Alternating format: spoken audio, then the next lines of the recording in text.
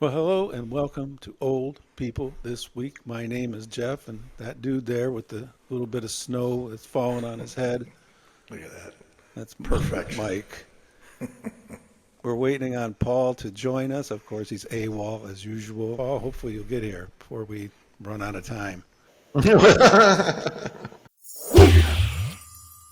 Calling all baby boomers. This podcast is for you.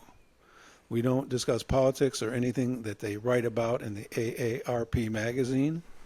And if you're wearing a whistle or a buzzer or anything that you're supposed to use if you fall down and you can't get up, well, then this podcast probably isn't for you. Yeah, stay down. Yeah, just stay down because Mike and I are erect, fine young men, and we don't need any assistance.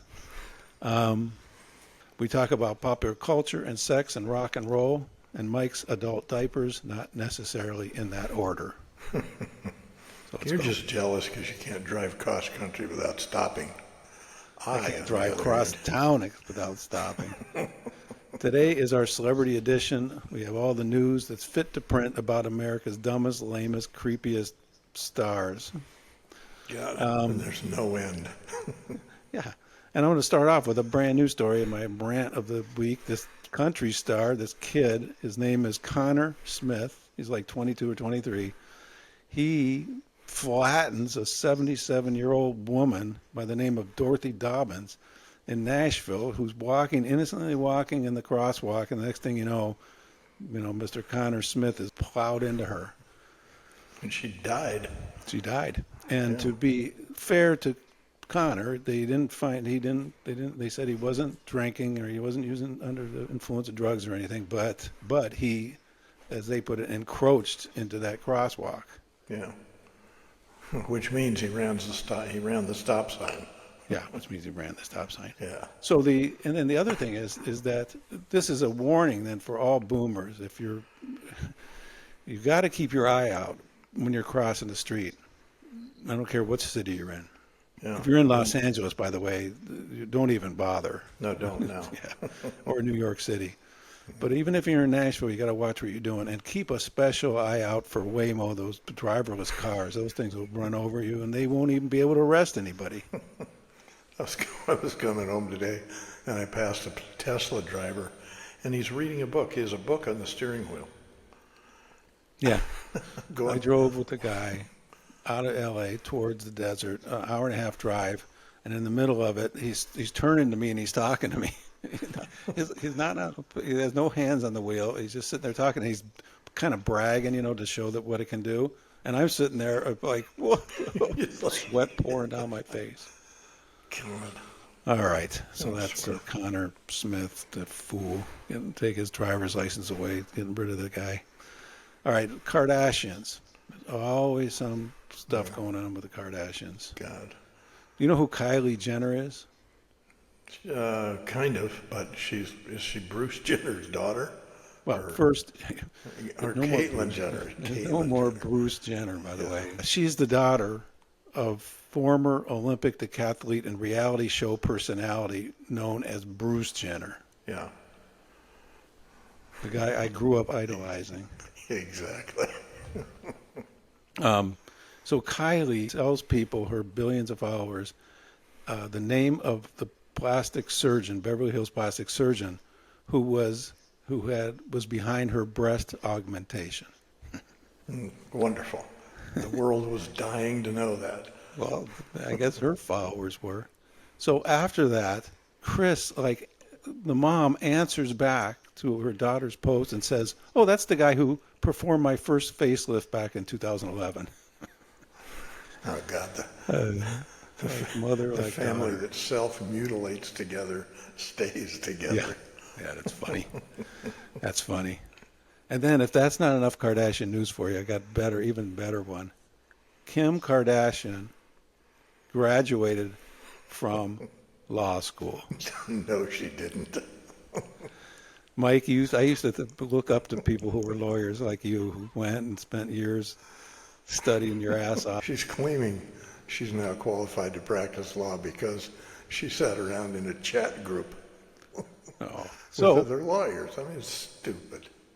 So this is the deal. So it says the reality TV icon and entrepreneur reached this milestone through California's rare but legal apprenticeship pathway known as Reading the Law, which allows aspiring attorneys to study under practicing attorneys instead of attending law school.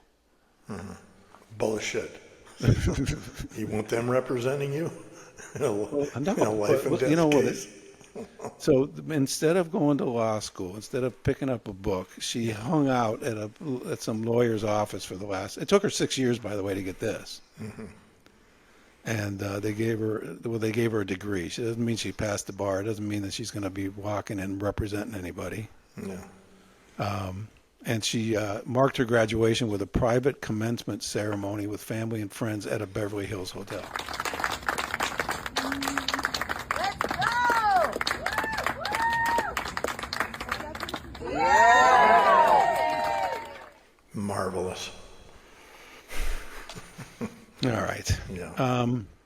So to be fair, by the way, to Kim Kardashian, when we lived in L.A., my wife ran an apparel company and did a collaboration with Kim Kardashian. It was a big success.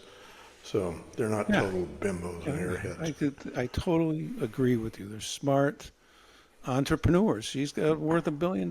She's got some kind of a company like that makes Spanx or something like that. Yeah. I was at E in 2006 when we saw a pilot, the first of several pilots of Meet the Kardashians, whatever that show was called. Yeah. And there was a lot of pushback because Kim had a sex video out at the time, but people prevailed, and it was actually Ryan Seacrest prevailed, and that show was, game changer. Made E so many billions and made them so much money. Yeah.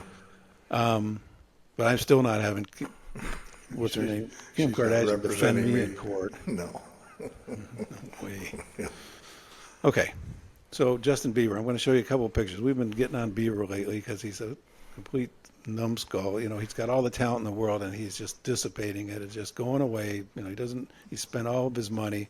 Fortunately, he had the good sense to marry a woman who makes $1 billion or just got $1 billion deal for her cosmetic company. Yeah. First thing you do when you wake up in the morning? Well, I guess maybe I pick up my phone and check if I have any. Finally, an honest answer. I'm sick of these lemon water, Oh, no.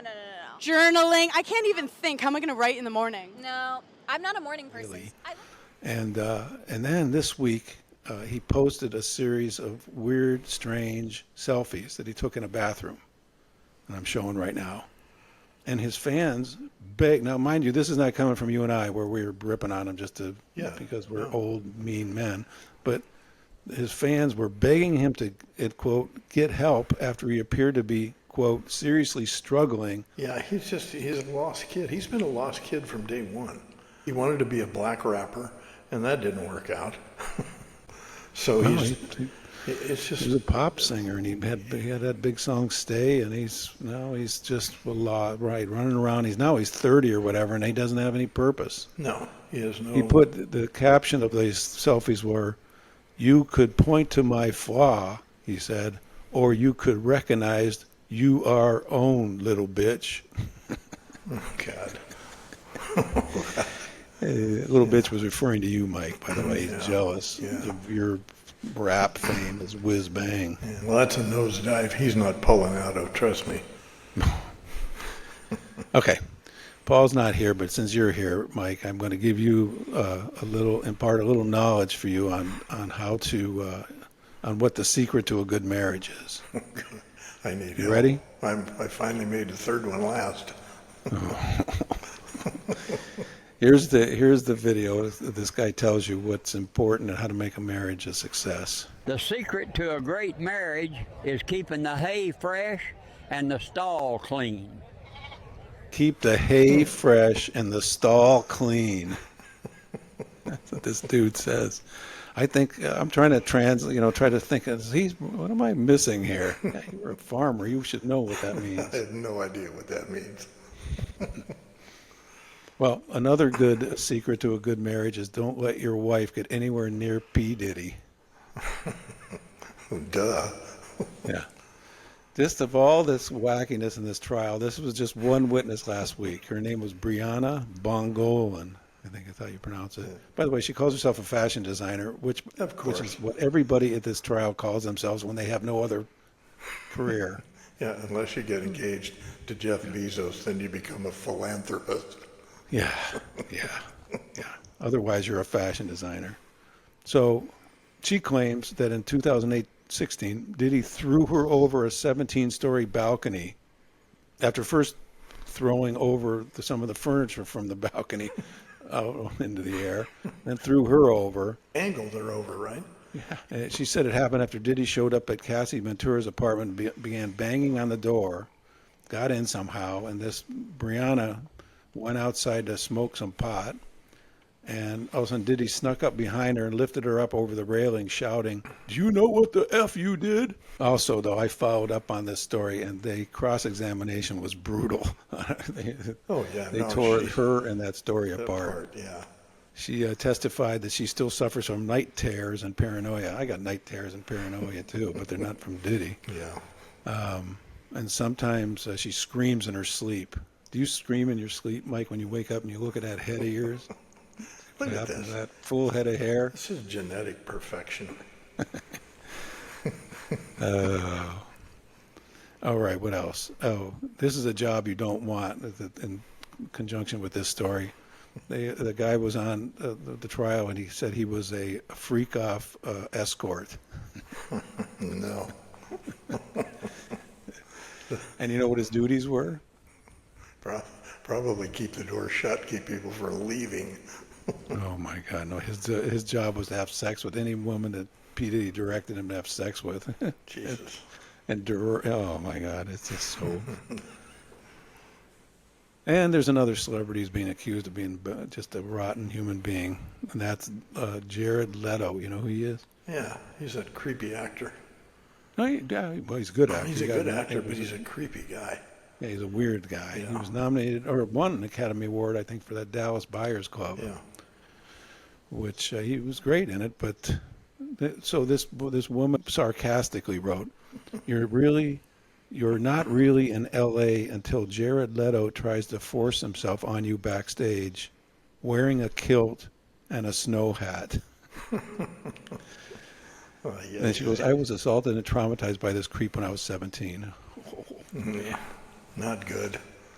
See, these guys all think they live in this world where there's no reality, where there's no consequence.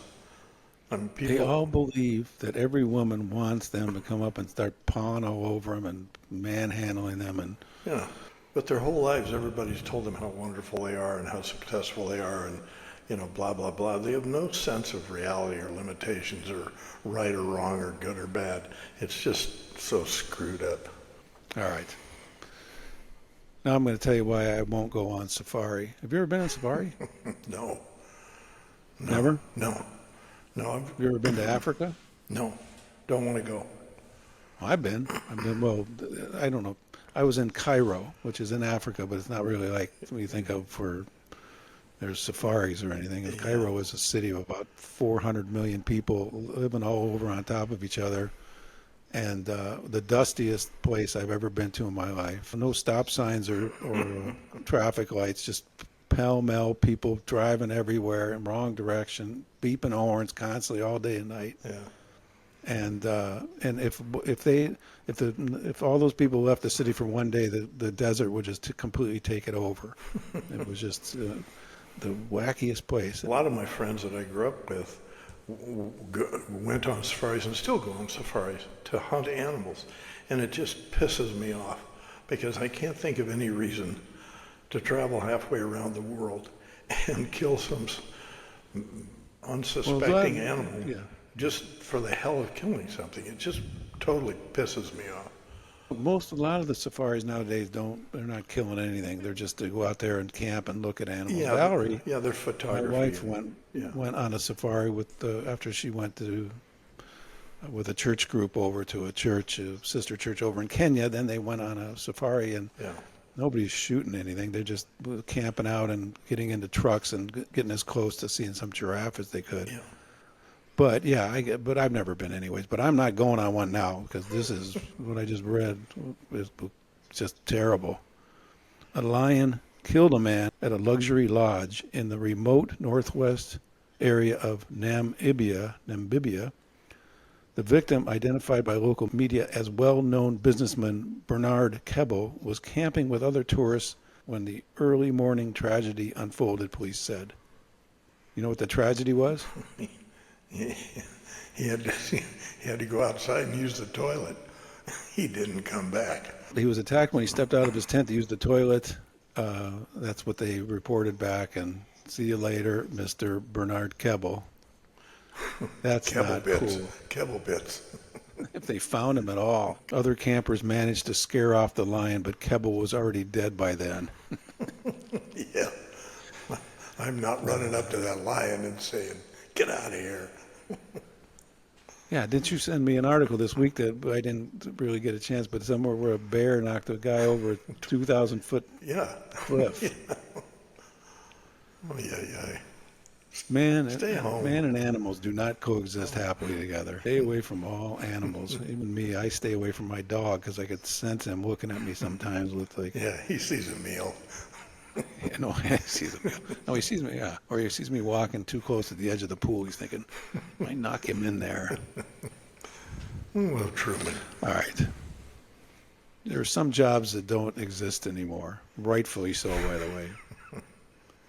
Some were kind of fun, like, I used to work at the Blockbuster store. Yeah. Or I was a car hop. I worked at a restaurant like a Dairy Queen. I used to, ride around on roller skates. Yeah. Bringing food on their thing. Those were fun. Or you worked at a Walmart photo center that don't exist anymore, right? Yeah. Then in this list came this guy. So all these jobs were listed in this article about that they were fun and cute and they don't exist anymore. And this guy, they asked him what he did. He goes, well, I was a government trapper. I killed animals. I killed coyotes that were killing livestock. I worked with airports to reduce bird strikes by killing birds. I was good at what I did and proud to have been part of the unsung and outdated government trapper program. And then he's kind of bitter. He goes, now there are game wardens and wildlife biologists who do the same thing but with less killing. Back then, we even used poison. Yeah. No, we used those guys back when I was young. Yeah, but this was when they did a lot of things different back in the pre-Civil War days. We're not talking about that. You know who Matthew Broderick is, the actor? Sure. He, my wife's all-time favorite movie is Ferris Bueller's Day Off, which Matthew Broderick starred in. Great movie. Yeah, funny movie. And in it, he wore this crazy-looking vest through most of the scenes in it. Yeah. And they're going to auction that thing off, that vest off. And they think it might go between $300,000 and $600,000 For a vest. For a vest, for Ferris Bueller's vest. I want the Ferrari he wrecked. Oh, yeah. I wonder how much that would auction out for. Mike, if we get famous from doing this podcast, we can auction off that stupid-looking shirt you're wearing. More news. I know, Mike, you're interested in this. New data has revealed that cannabis use amongst older adults is at an all-time high.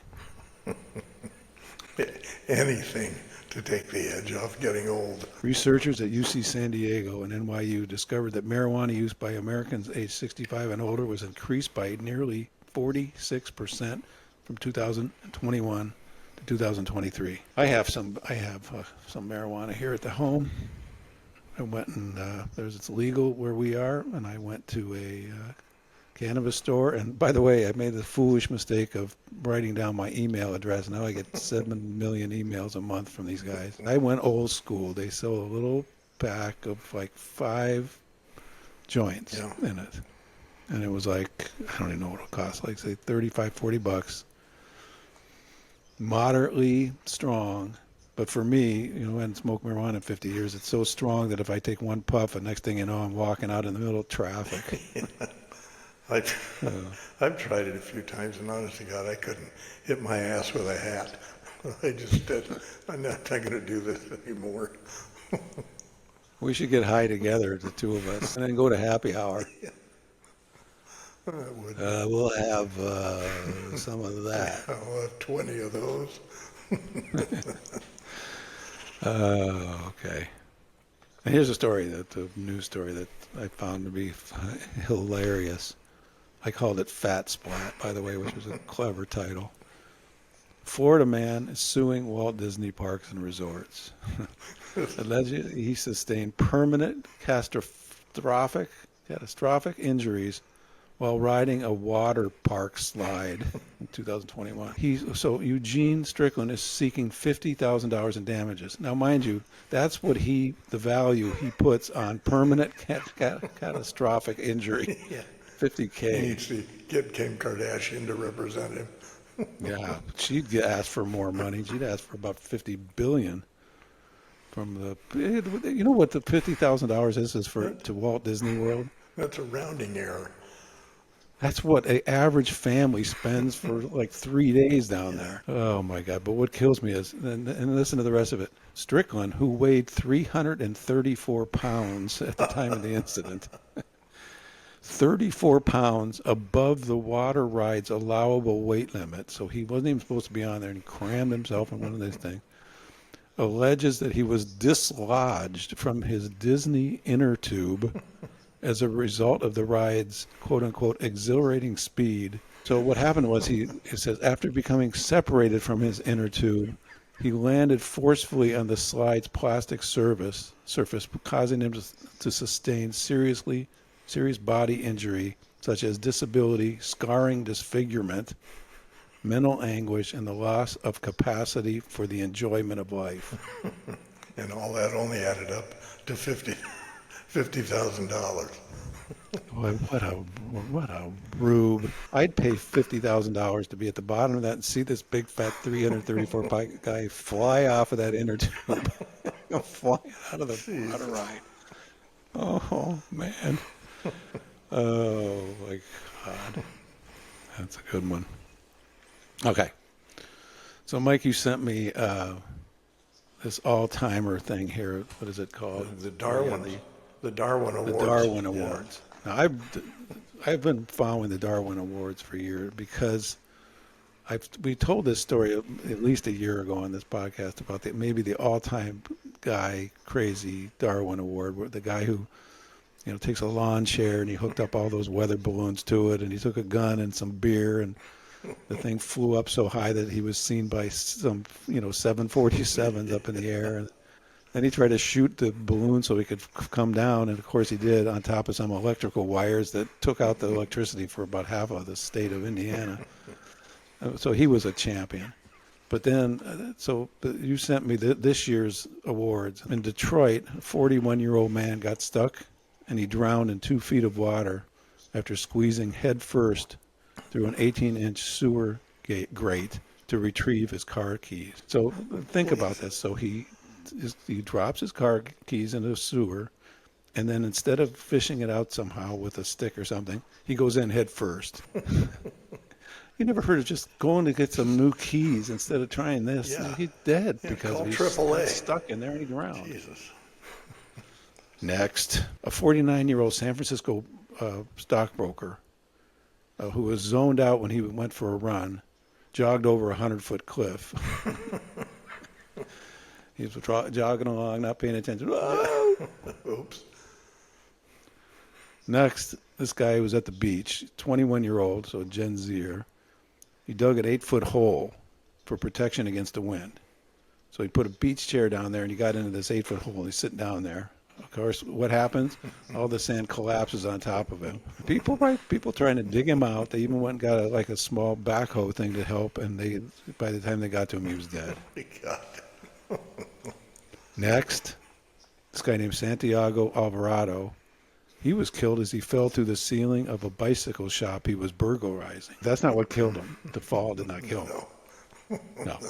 He had a flashlight in his mouth. Oops. And when he landed, that flashlight went right up through his skull. And that was the end of old Santiago Alvarado.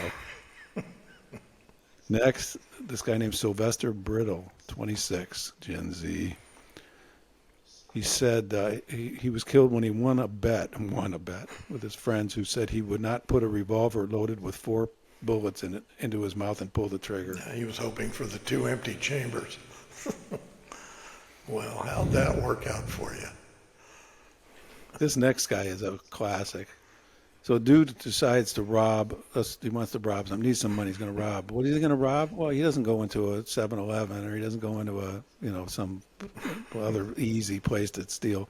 He goes into a leather and firearm shop, walks in, and inside are all these armed customers and an off-duty police officer who's also armed. So he sees all this, but he doesn't care. He shoots.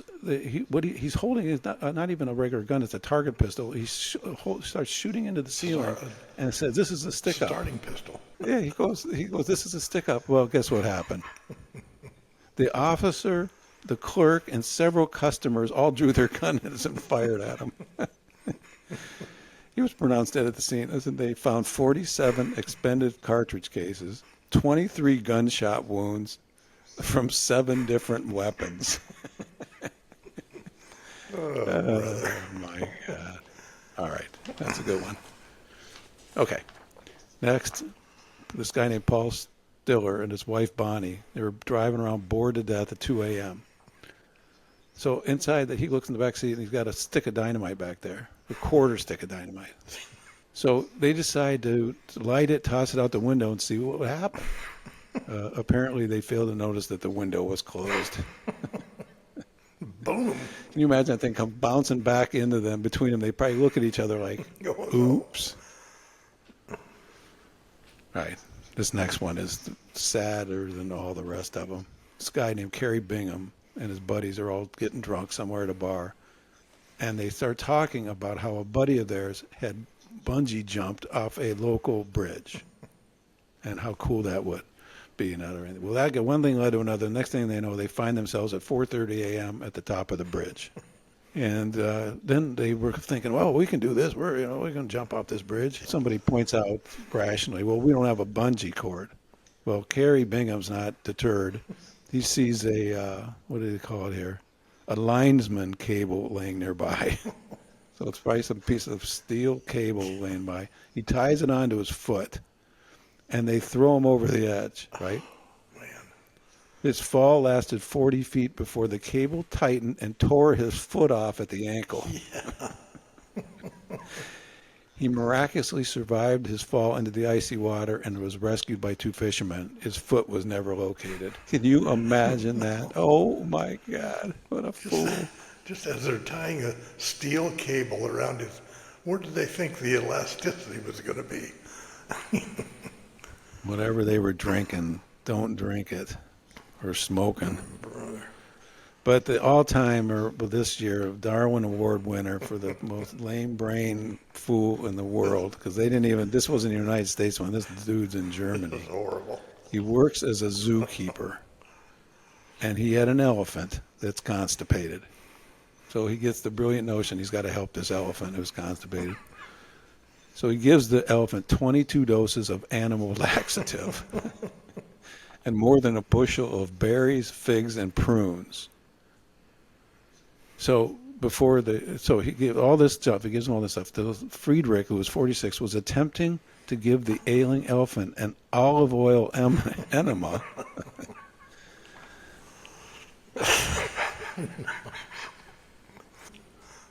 Can you imagine what kind of an instrument you need to give your elephant an enema? No. That's a long pipe.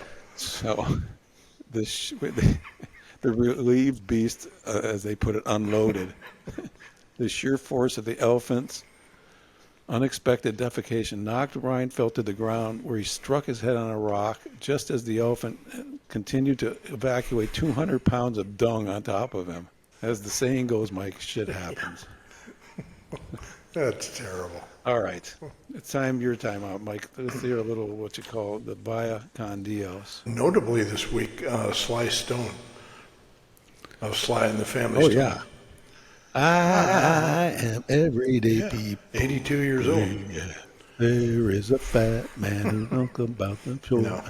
I saw Sly Stone in concert in 1968 when I was 15 years old in Cleveland, Ohio at the Municipal Theater, and he was like an hour late. The crowd was really restless and pissed off, but he showed up finally, and he went and he just tore the place up. And then, and then your buddy Rick Derringer, 77 years Yeah, old. what's that song? Rock and Roll Hoochie Hang, Coo. hang Rock on, Sloopy. Roll, And sure. then he produced Weird Al. Finally, your sports personality, Jim Marshall. Oh, from the Fearsome Fearsome Foursome? Foursome Vikings Purple People Yeah. Eater. Oh, Purple People Eater. Yeah, that's right. The Fearsome Foursome was the Rams. The Purple People Eaters was Marshall. Yeah. Right. Yeah, he was Yeah, good. 87 years old. He had a good long life, and he didn't die like some of these football players do with all Yeah, kind of brain brain injury. injuries and trying to kill themselves, and everybody's shooting Yeah. people. All right, that was great. Mike, thank you very much for the Via Con Dios. Paul, you're not here, so F you. You didn't make it. Nobody cares. Via Con Dios, Paulo. Please subscribe. If you subscribe, Mike will come by your house, and he'll give you a manicure and a pedicure, Both. Look at these. and he'll shave your head like Perfect. he shaves his And every I'll week. do it, and I'll do the makeup for you. You're going too tight with that. You can't even see the hair I ain't anymore. tight. I got that stuff from him. I'll send it over to you. Maybe we'll grow some hair up there. Please send us an email to oldpeoplethisweek@gmail.com. We answer every question, no matter what. And you can also call us on the phone at 310-800-1830. And we're sitting by. Mike and I get together every night on shifts, and we sit and drink beer and answer the phone calls. Come in, give free advice. And check out our Substack at 52task.substack.com. They're always clever new way to tell you what to do with your life. That's why my goal is to be the arbiter of what everyone else does. All right, stay tuned for Reese, the grand old man who gives you the old man quote of the week. He's up next, and then we'll see you next week. Here's the Old People This Week quote of the week. Common sense is not so common. François-Marie Arouet, also known as Voltaire.